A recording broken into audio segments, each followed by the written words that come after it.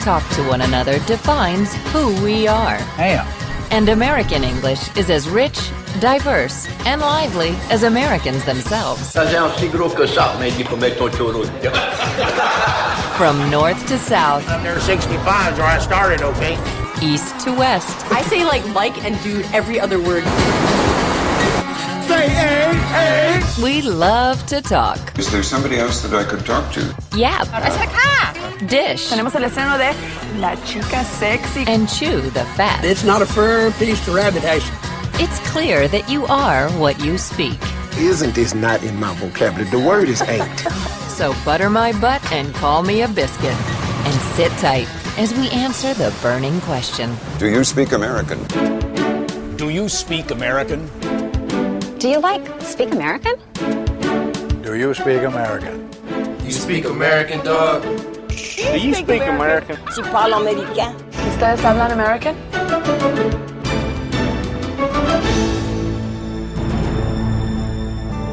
Do You Speak American has been made possible in part by the National Endowment for the Humanities, promoting excellence in the humanities. Additional funding is provided by the William and Flora Hewlett Foundation, the Ford Foundation, Rosalind P. Walter, and the Arthur Vining Davis Foundations.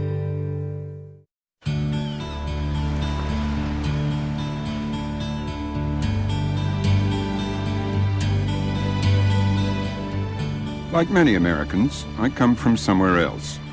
I grew up along this rugged Atlantic shore in the Canadian province of Nova Scotia. And my speech was colored by the dialect of maritime Canada. It's one of the great family of North American Englishes. But when I moved to the U.S., I began to speak more like Americans. Words, accents, language have always fascinated me. So it was thrilling 20 years ago to work on a TV series about the English language. In our television series, The Story of English, we traced the origins of our language and how it spread around the world. That was in the 1980s, and I'm curious to see how the language has moved on since then. One thing is clearer. American English has become the dominant form of the language. So I'm setting out on a journey now to see what's happening to English in the United States. What answers do you get today when you ask, do you speak American?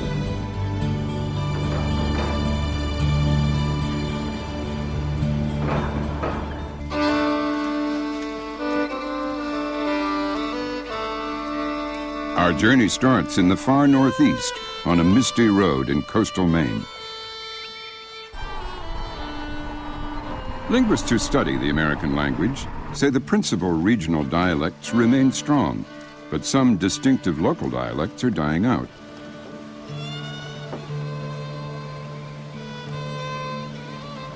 Here, among the lobstermen in South Freeport, Maine, you can still hear the laconic, terse style that sounds so New England. But with mass communications and changes in population, many worry that the Maine way of speaking may become as scarce as lobsters. We're down about 50 or 60% from what we used to do Really? 6 or 8 years ago. Because the lobsters just aren't there, you mean? Or They're not here. Something's happening. We don't know what. lobsters decided to move on? They have moved. It's obvious. Would you be sad if the Maine way of talking kind of died out? Well, yeah, I think so, probably. I'd like to think my kids and grandchildren talk that way, whether people laugh at you wherever we go, whatever. Do people laugh at it? They have, lots of times. Oh. They used to when I was in the military. Yeah. Make fun of me wicked. So how do people from around here say yes? Yeah. Ayuh. Yeah. Yeah. How do you spell it? Ayuh.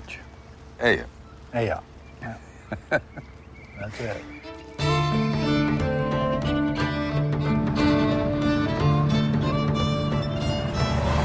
Linguistically, the way Mainers speak is part of a regional speech pattern centered on Boston. It derives from early British colonists who didn't pronounce the R at the end of words like father. Local dialects thrive when communities are isolated. When many outsiders move in, local speech changes. That's why Mainers fear that their dialect, with its famous ayuh, is coming to the end of the road. Hello, good morning. Yeah, how are you today? I'm fine, how are you? Good educated money keep you to do a job like this. Yes, Thank sir. you. Go. Yeah.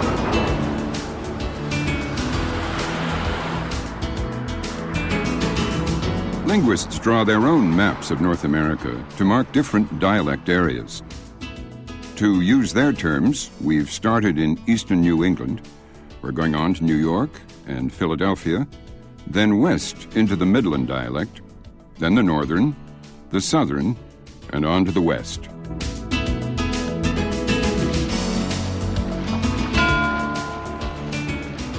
Right now I'm in Massachusetts and I'm short of gas.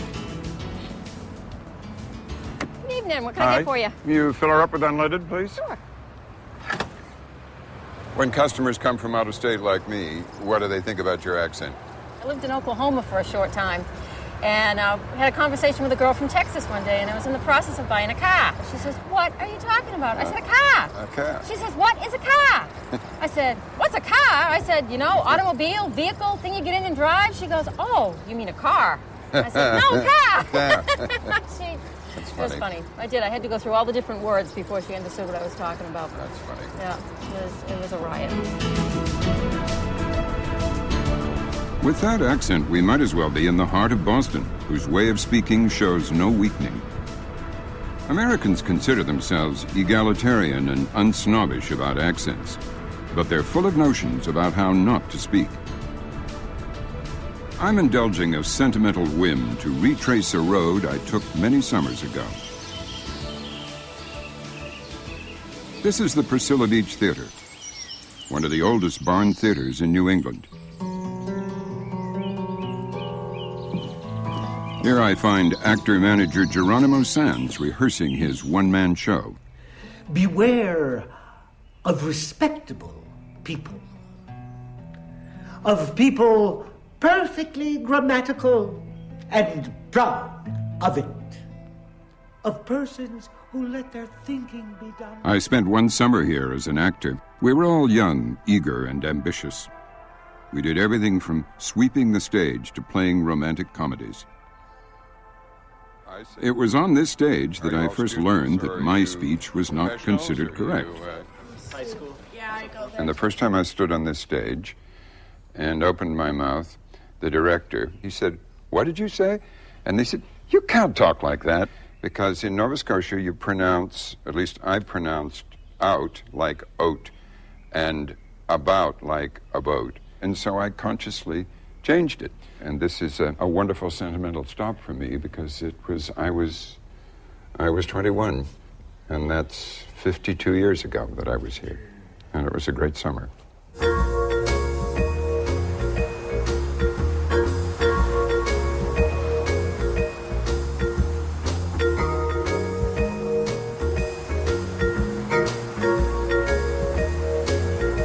After that summer, I drove to New York. My acting ambitions fortunately died, but the city has become my home. The crackling energy of the creative forces concentrated here, the sheer American power represented, make New York an enormous generator of language.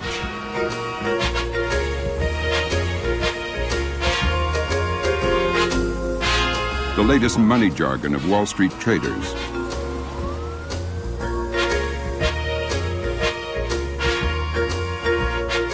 the fresher-than-fresh slogans of our relentless advertising. A language that fuels the great publishing empires. From the city that never sleeps, 24/7, on TV, cable, radio, electronic media, come the words and ideas that define American culture and market it to the world. You can make a case that New York City is now the global capital of the English language.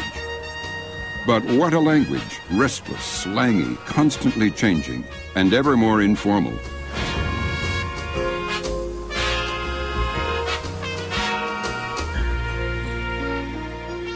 Many people believe that change is not only inevitable, but unstoppable.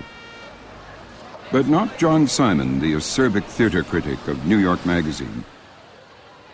A Yugoslav immigrant himself, he speaks for many mainstream Americans who fear that if American English continues to flout the rules of syntax and grammar, it'll sow the seeds of its own destruction. Well, it has gotten worse. It's been my experience that there is no bottom. One can always sink lower, and that the language can always disintegrate further. How would you describe the state of our language today? Unhealthy, poor, sad, depressing, and probably fairly hopeless. Jesse Scheidlauer stands for everything John Simon hates. He's the American editor of the august Oxford English Dictionary. With his dark suit, tie, and rolled-up umbrella, he certainly looks the part.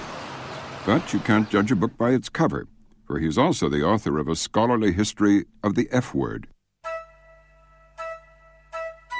Jesse's often in the New York Public Library looking for new usages. American English has always been inventive, but it is now globally so influential that the Oxford Dictionary needs a full-time office in New York City. Well, American English has always been, at least for the last 100 years, it's always taken great pleasure in its slang. You can find even Walt Whitman writing in praise of slang in the 19th century about how wonderful it is and how poetic it is and how, this is the American spirit distilled into language. So when you come here, what are you looking for? We'll try to find magazines that have words in them that we think are going to be of interest, and these can be in really any field out there. What are you looking at the moment here? Well, right now we're looking at some magazines devoted to tattooing and body piercing. There are terms for these different kinds of piercing, and there are terms for different kinds of tattoos. Blue, a music magazine, has a lot of stuff about hip-hop, which is a big influence on the language. A guide to zines. Fan magazines. Yes, well, they're just called zines nowadays. Zines nowadays, yeah. So if you find a new word in one of these really lurid magazines, and you decide to put it in, does that mean that the dictionary has adopted the word and as it were, recognized it? No, not at all. For now, it just means that we have an example in the database. But then we have an example in Time magazine, and then we have an example in New York magazine, and now we have an example in so-and-so. And we start to think, well, okay, this is a term that started off as a very restricted subcultural thing, but now it's very widespread. And the fact that we did read something like this originally will tell us something that we wouldn't know if all we read was Newsweek. I see. Language enthusiasts tend to be either prescriptivists or descriptivists. Descriptivists like Scheidlauer and other dictionary makers are content to describe language as it changes. Prescriptivists like Simon believe you need prescribed rules to preserve language. The descriptive linguists are a curse upon their race, who, of course, think that what the people say is the law. And by that they mean the majority, they mean the uneducated. I think a society in which the uneducated lead the educated by the nose is not a good society. Descriptivists deny treating uneducated usage as the law, since they label it non-standard. But they may record things like the often violent, homophobic, misogynistic lyrics of gangster rap. The result gives new currency to words like hoe and bitch.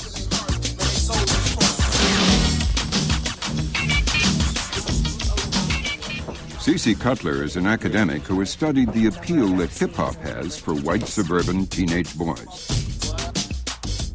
For white male teenagers who are in the process of forming their identities as young men, the urban black male represents someone who knows how to pick up women, who knows how to handle himself on the street, who perhaps knows how to handle a weapon and can take care of himself. This kind of way of walking or talking or dressing can give one the trappings of a masculinity that doesn't perhaps exist in the safe white suburbs.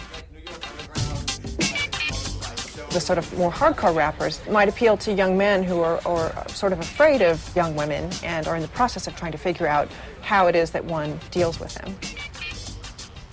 So to call them bitches and hoes is a kind of way of getting rid of that problem. Or putting away one's fear of those individuals. Were there bitches at the party? Yeah, there were some black girls. For real? For sure, man. Yeah, there's been more hoes recently. I've noticed at underground events than there used to be. Yeah. There used to be not so many. Thank goodness for us, man. Yeah. Can you think of some examples of words that have crossed over from hip-hop into the mainstream? We have terms like mad as a quantifier, so you can say it's mad real or it's mad raining. There are terms like my bad to mean, oh, I just made a mistake. Or the more colorful bling bling to refer to expensive, gaudy jewelry. Any others? I think, you can say, what's up, B? To ask how somebody is. It's not all fun. Chopsticks, hey, what's up? It's not all just chilling you. It's not all my bubble. Do you guys still have exams? Aaliyah, that's cool. Black English is an obvious influence on the language of IMing, instant messaging. So Birdman, so anything new? Birdman, you gonna do anything else this weekend?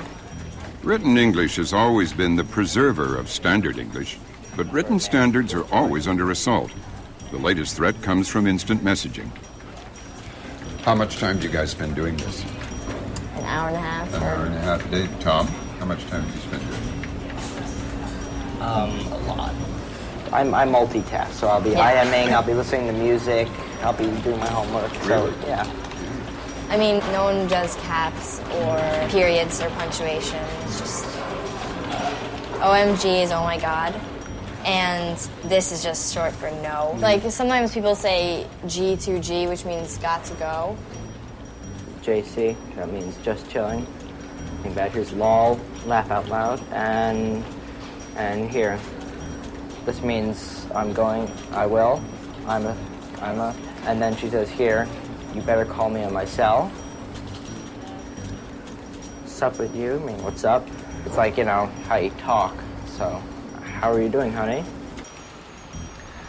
Written English in America has been evolving greatly over the last certainly 100 years, and especially the last 30 or 40 years. And nowadays, if you look at even the most formal publications, things like the New Yorker or the New York Times, you will see a wide variety of colloquial or slangy language used even in news articles. People are interested in this, people speak this way and want to reflect this way in their writing. Written English has become much more informal than it ever used to be. What do you say to the people like John Simon who are really angry about what they see as a serious decline in linguistic standards in this country? Well, I think they're wrong, and I think they're misguided. Language change happens, and there's nothing you can do about it. I mean, maybe change is inevitable. Maybe dying from cancer is also inevitable, but I don't think we should help it along. But casual grammar and disturbing new words aren't the only perceived threat to American English. New York has always been the great doorway for immigration. Today you can hear Spanish spoken all around you.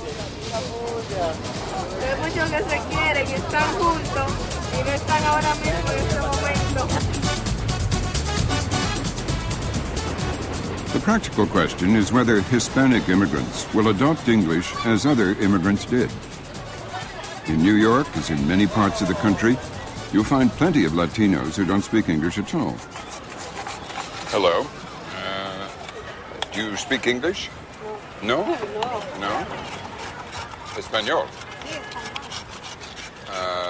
Rosa has lived here for 19 years, but speaks no English. 19 years. 19? She says she's been too busy working. You were always working, yes. American English has always borrowed from immigrant languages and been enriched by them. But is Spanish something different? Is it replacing English? Raspado, and it's $1? $1? $1. Thank you very much. Gracias. Muchas gracias. Okay. Thank you. Buenos dias.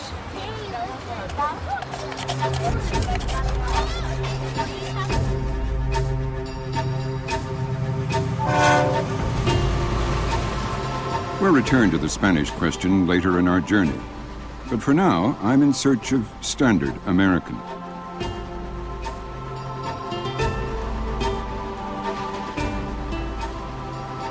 Continuing down the eastern seaboard, we're headed for Philadelphia. Of course, the cradle of American democracy, but also, in a way, the cradle of what we now think of as the American speech. At this stage, what interests me most is the whole idea of what passes for correct or incorrect in American English. Even before America declared its independence from Britain here in Philadelphia, the two Englishes had been going their own ways. George Bernard Shaw once joked that the two nations were separated by the same language. Bill LeBoff is the director of the Atlas of North American English. What do you consider standard American?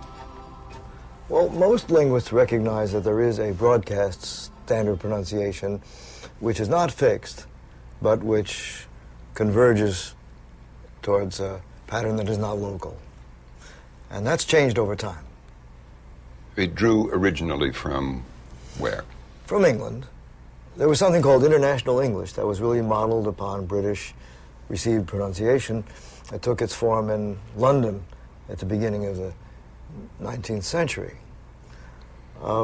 Americans were not all influenced by it. Only the big Tory cities, Boston, New York, Savannah, Charleston, Richmond, they adopted that R-less pronunciation whereby you say car, not car, and store, which shifts to store. And that's still the pattern in England today. For me, the model of that International English Standard was always FDR. He was a New Yorker who had the prestige pattern of the upper class in New York, and it was really R-less. It sounded like this. To those who would not admit the possibility of the approaching storm, the past 2 weeks have meant the shattering of many illusions. With this rude awakening has come fear, fear bordering on panic. I do not share these fears. So you'll notice that every time the letter R comes up, unless a vowel follows, it's going to sound like this. The approaching storm. Storm. Not storm, but storm, and... I do not share these fears. But it's more than just the R. You notice the way he says shattering and utter good faith. So the pronunciation of TST in those situations, still found in Boston, was again modeled on the British pattern, and it held right up to the end of World War II. And then, to our great astonishment, it flipped. So right after World War II, people growing up in New York City and in many other cities behaved in just the opposite way. When they were careful, they pronounced their R's. And when they were not careful, just speaking casually, they stayed with their R-less dialect. So people wanted to sound more English before World War II and less so after World War II.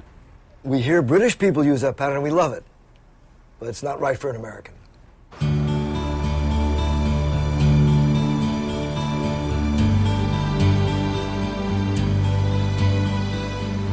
LeBoff believes Philadelphia shaped American speech more than any other city because it was the only East Coast city originally to pronounce its R's.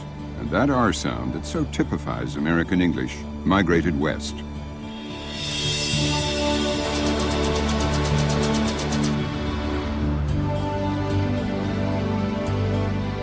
We're heading west ourselves on the train to Ohio. Ohio is the opening to what linguists call the Midland dialect, Midland speech lies between the varieties of the North and those of the South.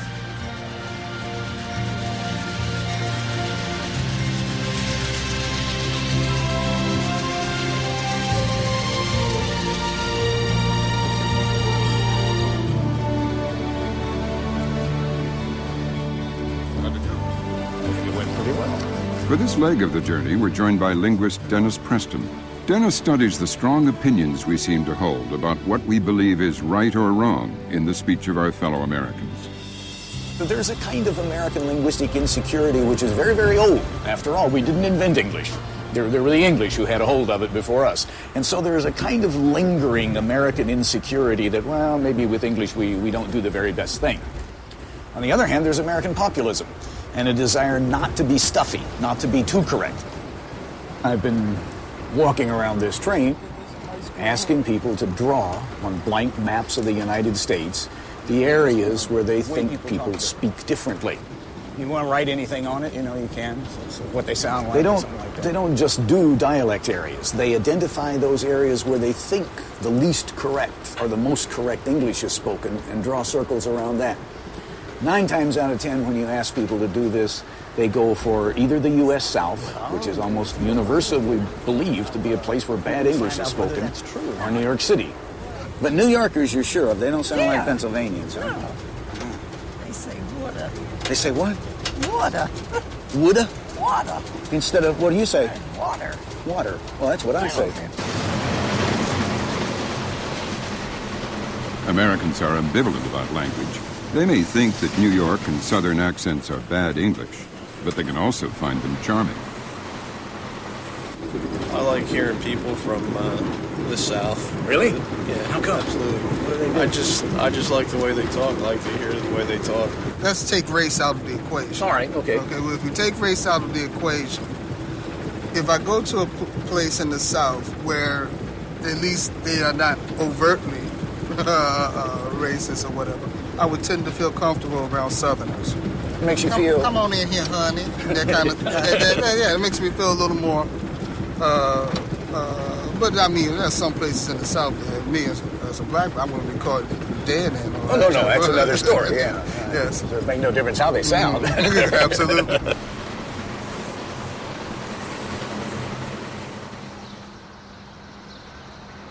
I want to make a short stopover in Pittsburgh because it shows how communities can cling to an accent as a badge of identity and local pride.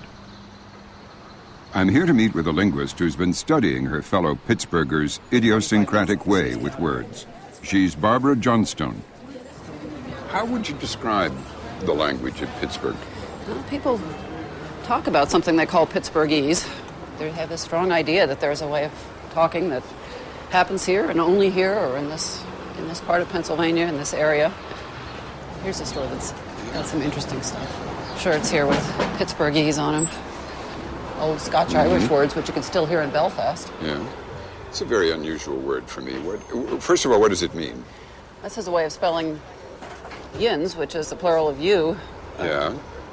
It's also often spelled with a Z at the end, which reflects more how it sounds, or sometimes with a U. Yeah. Yuns. Do you have any sense of where it came from? Yeah, it's actually a form of plural U that's found.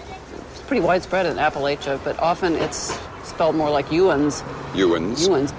In the Burg, the words in and out sound more like in and out. Down and town sound like darn and tarn. How would you say them? Starting at the top. First one. Out. Out. Opposite of in. Babushka. Headscarf used for a bad hair day. Blitzburg. Drinking town with a football team. Chipped ham. Thinly sliced ham sold only in the Burg. Downtown. That's where you're at now. We're at now, yeah. Downtown. Okay.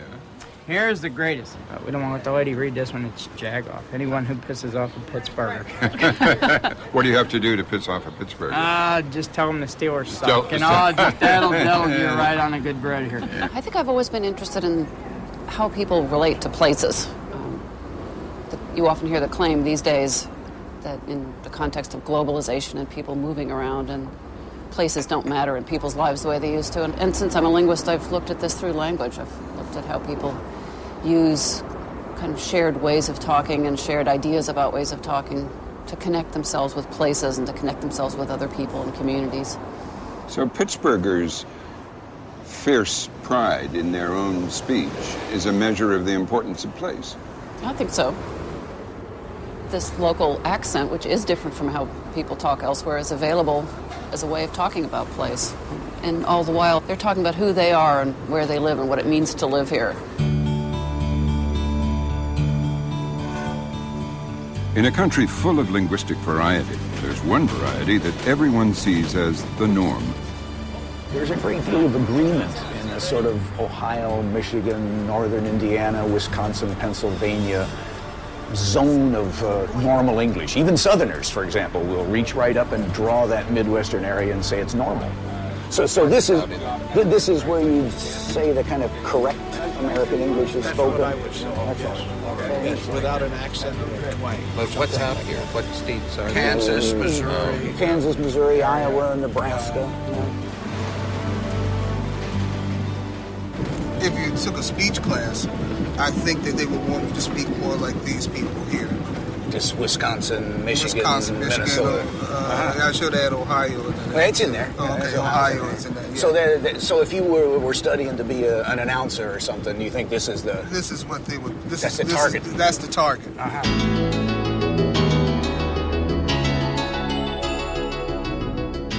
Technically, the dialect area they're talking about is called Midland. Midland is spoken in much of the Midwest. For most Americans, this is the yardstick, the most normal and correct of all dialects. And Americans are terribly concerned with correctness.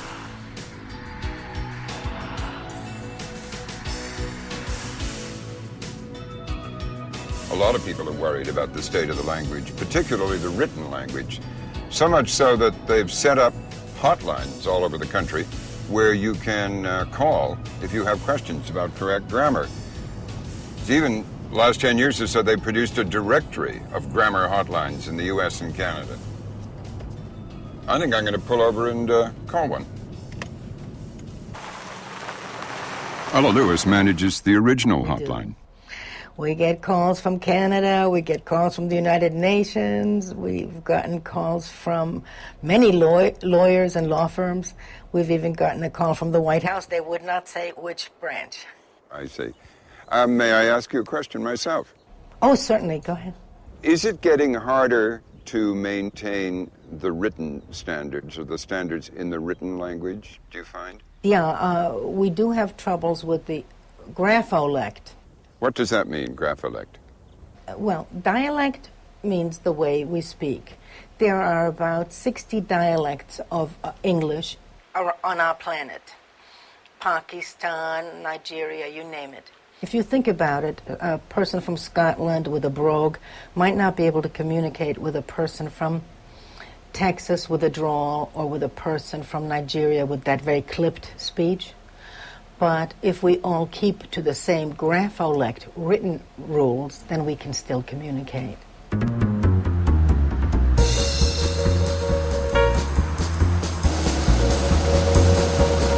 Some linguists question whether the written standard can guarantee universal understanding. But that's an academic issue in the practical world of newspapers. America's main city papers print millions of words of copy every day. And every one of those words will or should have been vetted by a copy editor before the edition lands on your porch. One of Ohio's leading papers is the Columbus Dispatch. Kirk Arnott, assistant managing editor, is the language watchdog. I'm a big believer in informal and conversational language. We should be as conversational as we can be because we want to be as accessible as we can be.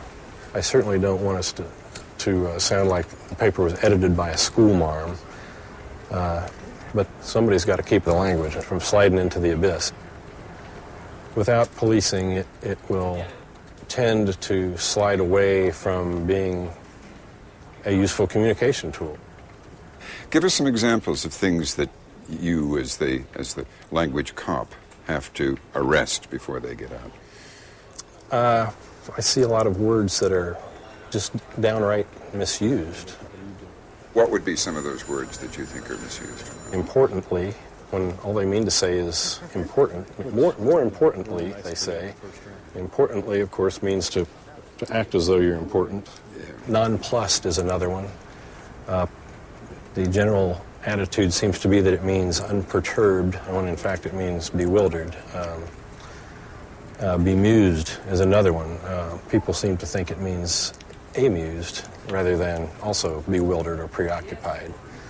Those are some of the ones that seem to be most common. The people who work here watch cable TV and listen to the radio, and it works its way into their heads. Again, the spoken is influencing the written, and newspaper copy is being affected or infected by the spoken journalism of radio and TV reporters. Not because they're bad journalists, but because their delivery is discursive, colloquial, spoken speech, and not and not written. And it's a different discipline, writing. It certainly is different. Oh yes, you just have to know how to pronounce the words. Yeah. No offense. Well, I take none.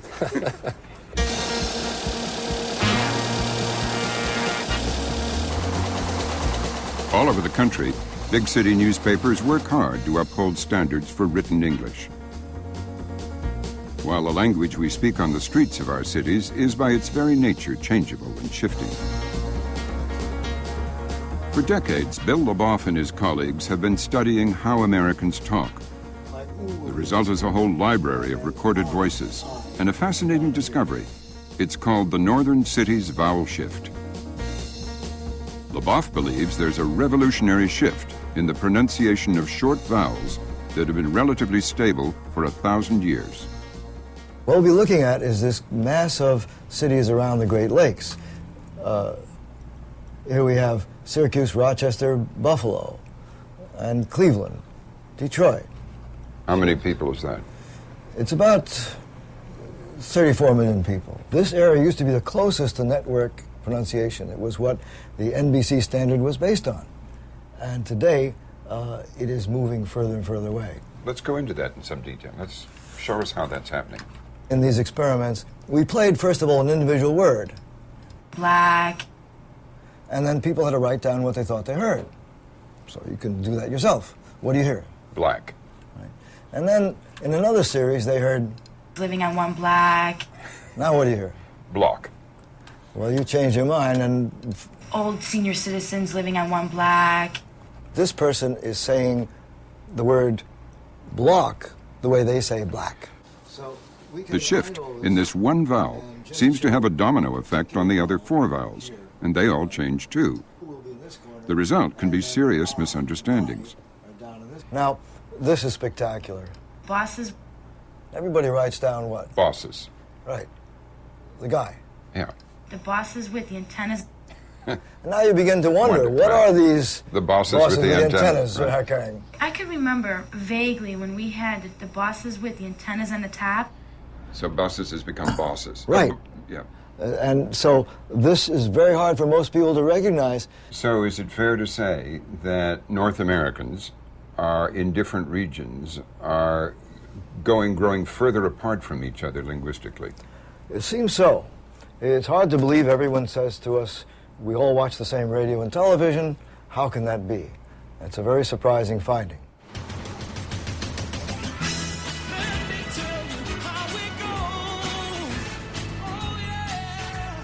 In the 1960s, Detroit was the home of Motown. Today, there's a thriving hip-hop scene. Even the white crossover rapper Eminem comes from the area called 8 Mile.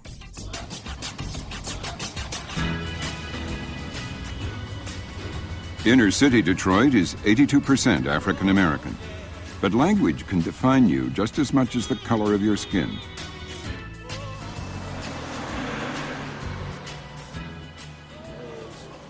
At the Maine bus station, we meet John Baugh, a professor of linguistics from Stanford University in California.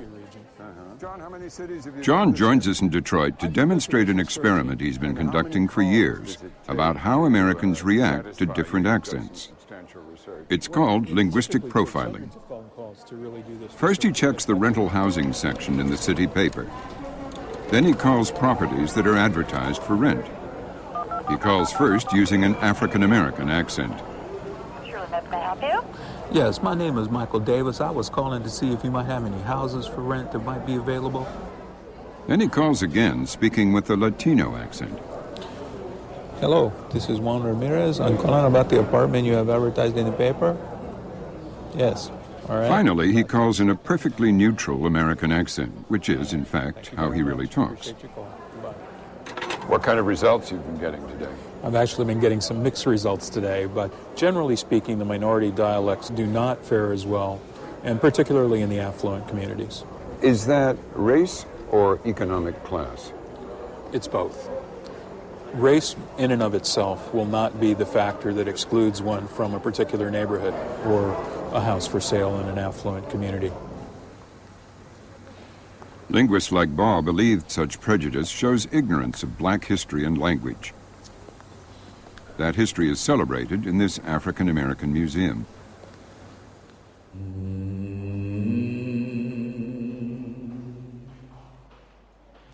The stories of slavery and black English are inextricably linked.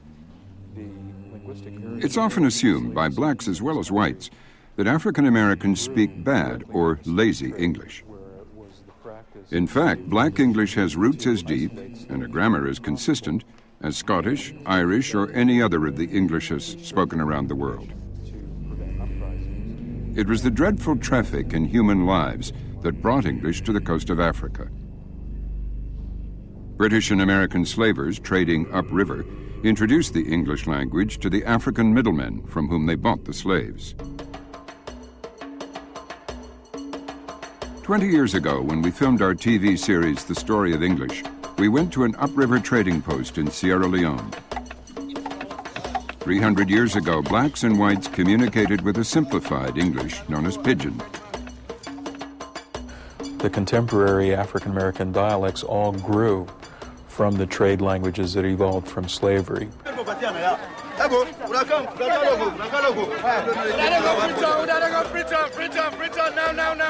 The language mixing that took place between the African languages and English on the west coast of Africa for trading purposes still function today. Listen up for me. This Anglo-African mixture is still a lingua franca on this river.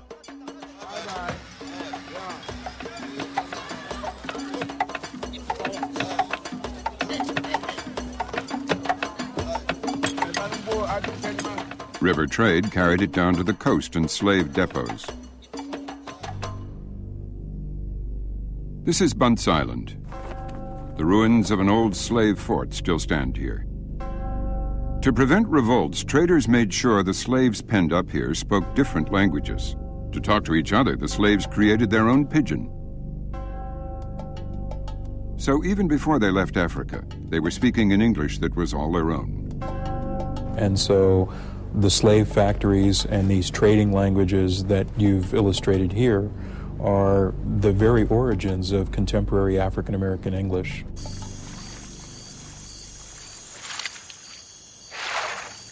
"20 years ago, when we filmed off the coast of South Carolina, you could still hear the faint whispers of slave English. On the islands of Kiowa, Edisto, Dafoski, and Watermalaw, older people like Benjamin Bligan and his sister Janie Hunter still spoke Gullah and Geechee. All of these three of the Madison. We just sit down and eat Madison right now. Yeah. All them is Madison. Yeah. I'm looking at Madison every day. Yeah. Oh, there was Good time. Good time. Their time stood there right now. Yeah. But they just don't want to own it. But I still old time, you know, I keep my old time here. Oh, yeah. Oh, yeah, nothing like it. Give me that old time religion. Give me that old time religion. Give me that old time religion. Yes, brother.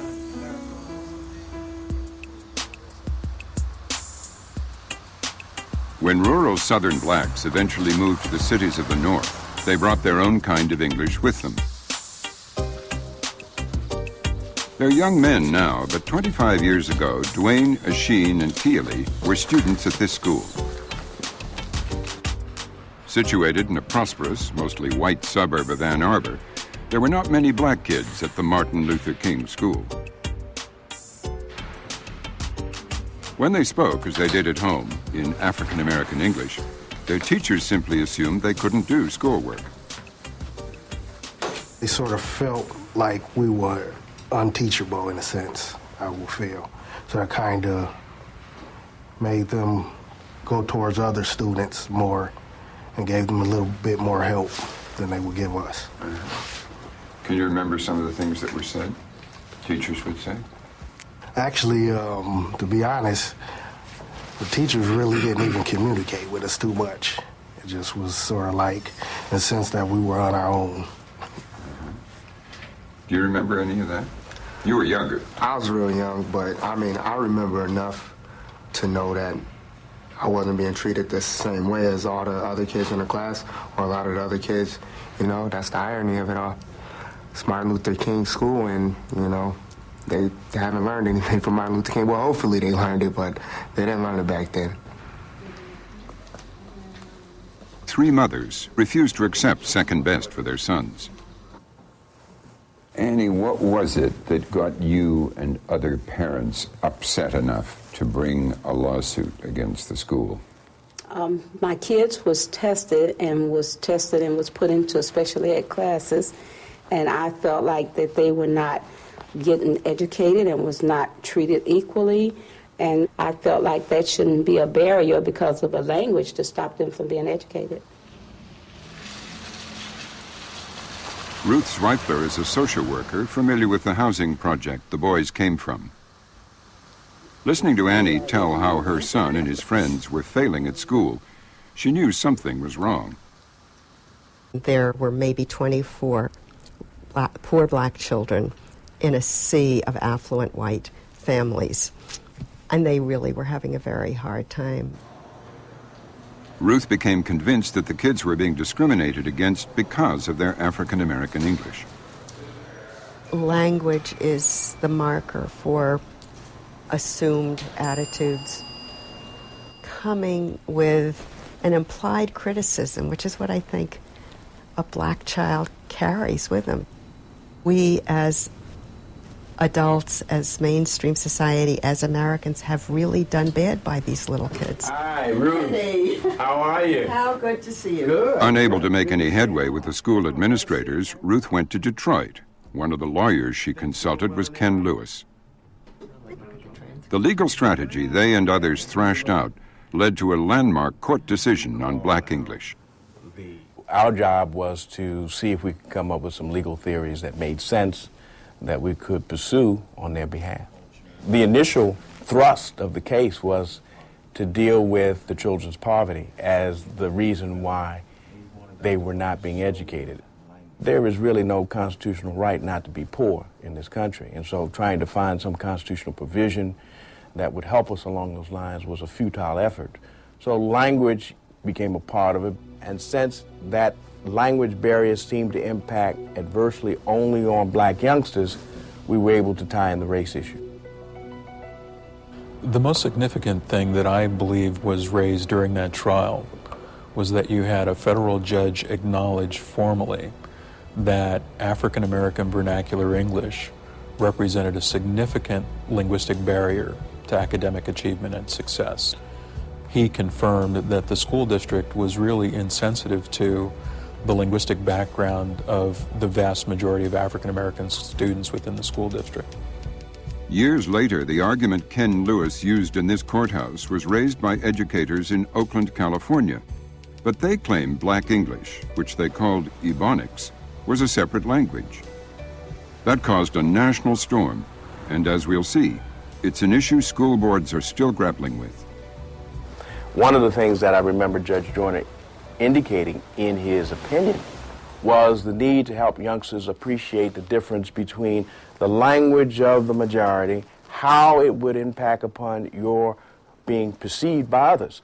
That was part of the discussion we had to wrestle with in the black English case, because we thought that the teachers were not respecting the language as it should have been. If a young black who talked like Puff Daddy applied for a job in this law firm, would he get it? The reality is he has to fit the criteria, the skills that are required for this particular job.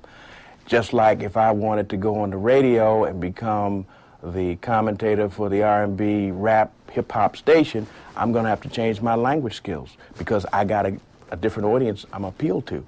I'm wrestling with it now with my own 15-year-old who, you know, communicates to me in language that I'm not necessarily sure I understand. But I'm working on it. I'm finding that I'm coming full circle with this thing called Black English.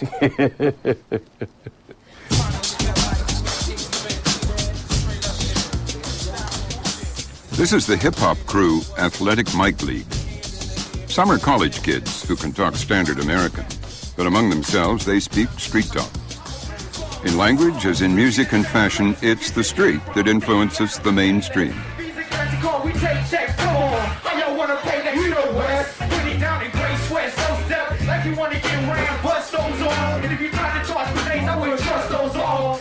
Everything follows the streets in America, so whatever's going on there, it goes from here to here, then eventually mainstream America, which is white America. Before they go on stage, the crew rehearse bits of their routine. Y'all done slipped and messed up and let West clip his wig in the rhythm section. It's that live feeling transcendence. Classic features of urban Black English include we going instead of we are going, he start instead of he starts, and we be going for a habitual action. But another characteristic of Black English is its love of playing with words, spinning new meanings out of words like stacked, live, vibing, sick, and ill. Coming down, I'm edgy about what I'm about to walk into. I hope the place is stacked. I hope that the audience is live. I hope when I step out this door that they are ready and anxious, to hear us do what we gotta do. They gonna feel us, or they gonna connect with us. Y'all gotta represent up here for the mic league. Y'all can't be back You here. gotta come out there confident. For me, it's almost on the borderline of being cocky. You get on stage and all of a sudden you got that connection, you're vibing. Let me see you when that crowd put your hands up. It's about to go down. Say say we rock well, stand up. This whole game is just is based on how ill you are for how sick a cat can be. Sometimes it's about finesse, sometimes we're just on there spitting and just trying to be raw as we can be on stage. And so you have to rock as hard as you can. So you're recognized as the best. You gotta look, listen, move, and really feel it. And that's how we judge crowds. Other people judge a crowd differently. These hip-hop artists draw on local street talk for their lyrics and poetry.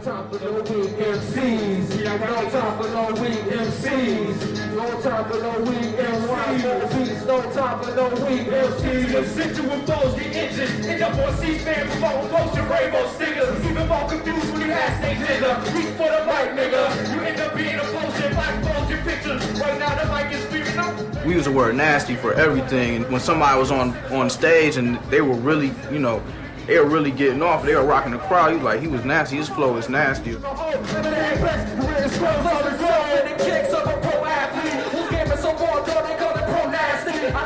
We have the same pro-nasty, professionally nasty. It means it's quality.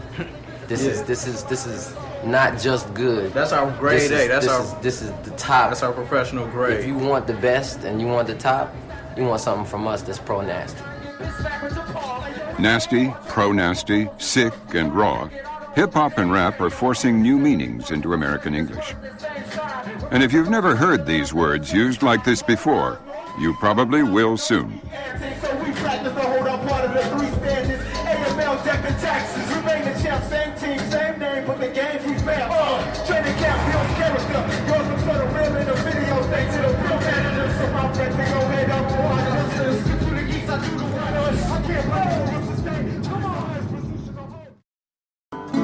Next time on Do You Speak American?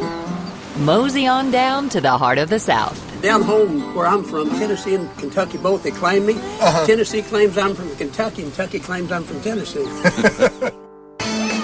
Here you can sample some spicy Cajun. Or try some straight-shooting Texas talk. His pants were so tight, if he'd have farted, it would have blown his boots off. So saddle on up. It's a journey like no other. Next time on Do You Speak American? For the down low, the skinny, and the 411 on how you speak American, visit us at pbs.org. While you're there, get tips for starting your own PBS program club so you can continue to speak American with your friends and family. Do You Speak American is available on DVD for $69.95 or VHS for $59.95. A companion book is available for $24.95 plus shipping. To order, call 1-800-336-1917 or write to the address on your screen.